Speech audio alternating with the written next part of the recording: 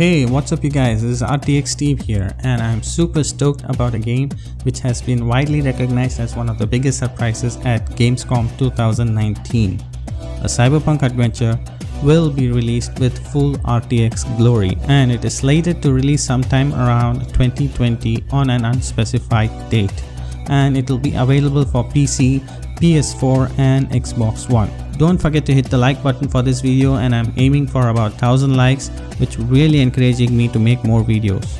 And don't forget to subscribe. I have marked timestamps where you can jump to any section of the video you are interested in, or if you wish to continue watching the video from where you left off. So let's dive into the story so far and what this game is actually about, and the gameplay mechanics, and what are the RTX features available at our disposal.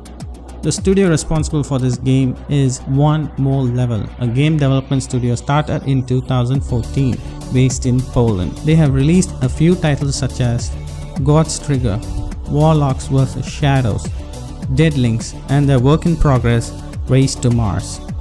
The studio's latest game, Ghosttrunner, was released sometime around April 2019.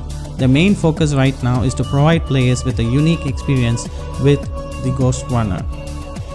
So what is Ghsotrunner? The game is basically a cyberpunk world where a cataclysmic event has wiped out most of the humanity and destroyed the environment. The resources are scarce and the survivors are forced to live in a tower built by them, and the structure is torn between poverty, violence and chaos.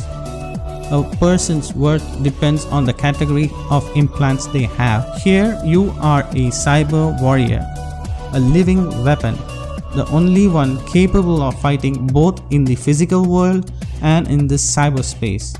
You are lost and hunted down. You must use this bond with technology to ascend the tower.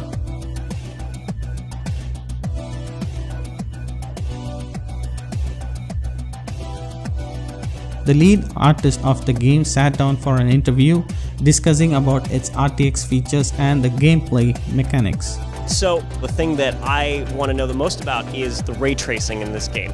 For you guys, what did ray tracing add to this game? We have plenty of dynamic lights that cast soft shadows, so those apply to both area lights and point lights. We also have fully real-time ray trace reflections, which is pretty cool for the kind of environment we set our game in, because there's plenty of wet surfaces that reflect a lot of light. And obviously ambient occlusion, which is much better with ray tracing. The kind of ambient occlusion we're getting right now does not produce any artifacts you might know from the screen space ambient occlusion.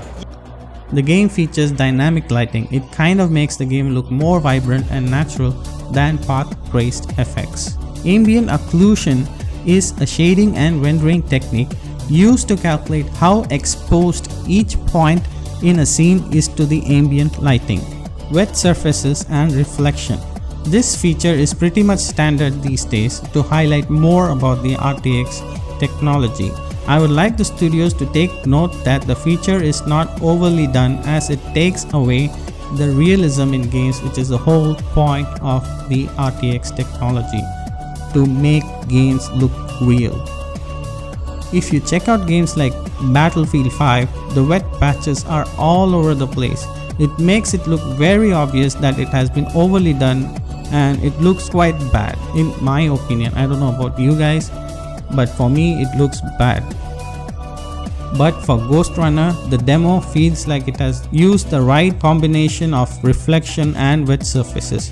But it is still soon to say, because this is just a demo and it's not a fully functional game. So things might change, and I'm hoping that the game would look as good or even better than this.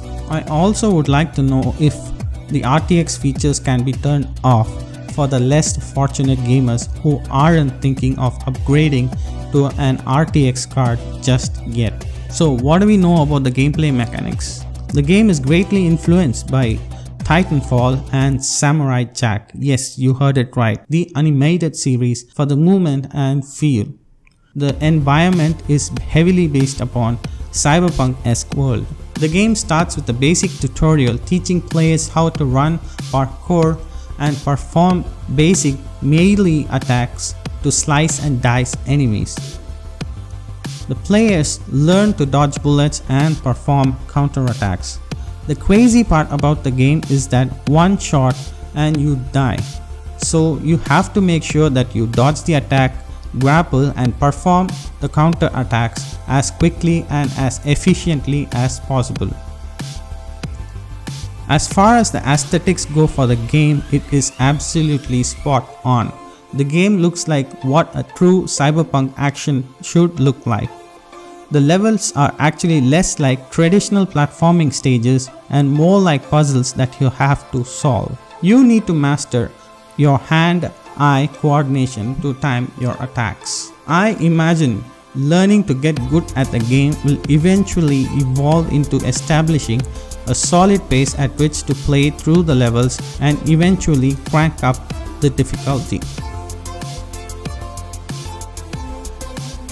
Here is the top 5 Q&A session on Reddit between the gamers and the game developer.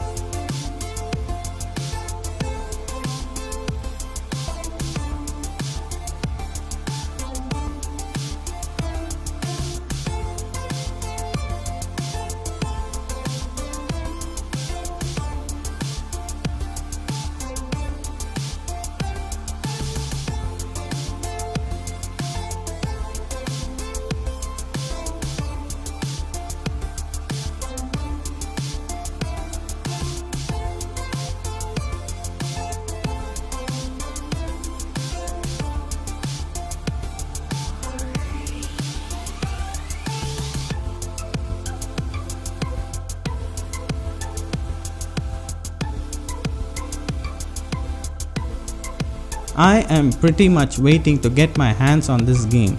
Once I do, I would like to make a benchmark video and a performance video with my entry-level RTX 2060 card. Yes, the game would look glorious with a RTX 2080 Ti graphic card. I believe the game should be playable at least at 30 to 60 FPS at full 1080p HD, with a budget built in mind without burning a day-to-day gamer's wallet.